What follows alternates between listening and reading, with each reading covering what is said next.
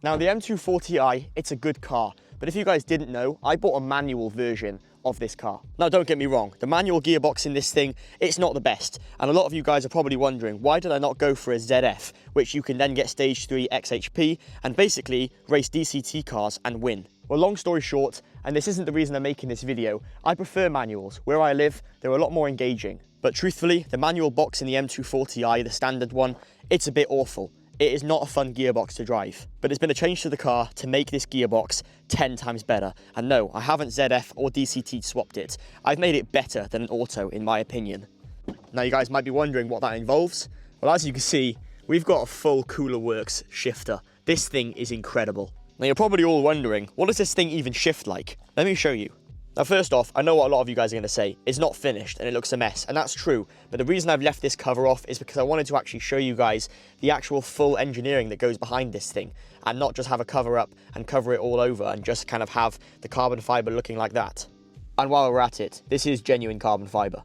And I could have opted to get any colour one of these. I chose black because it kind of goes with the whole theme that the M240i has here inside the cabin. But I'm going to stop talking. Let's actually hear what this thing sounds like going into different gears, and then we'll drive it and hear what it sounds like then. Here is a stationary clutch in, me going through the gear selectors.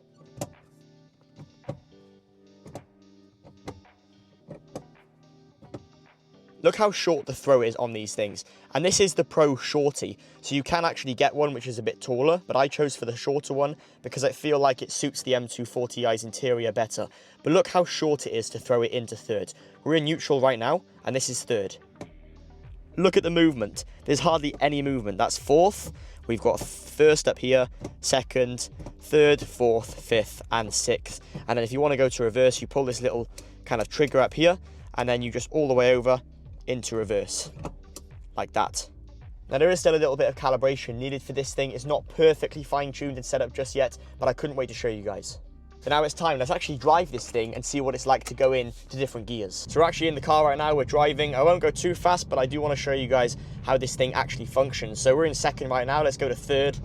And you can see the car just kind of pulls. There'll be a little bit of road noise purely because we don't have this cover on just yet. And if you guys are wondering, the rev match still works. So we're going to go from third to second, and I'll shut up and you guys can actually hear the car rev match itself. There we go, it still works. So that's the answer. We didn't lose the rev matching, which is one thing I didn't really want to lose, and we haven't lost it. Obviously the sensor for that is all in the gearbox itself. So this shifter is a 10 out of 10 in my opinion. So a little bit faster.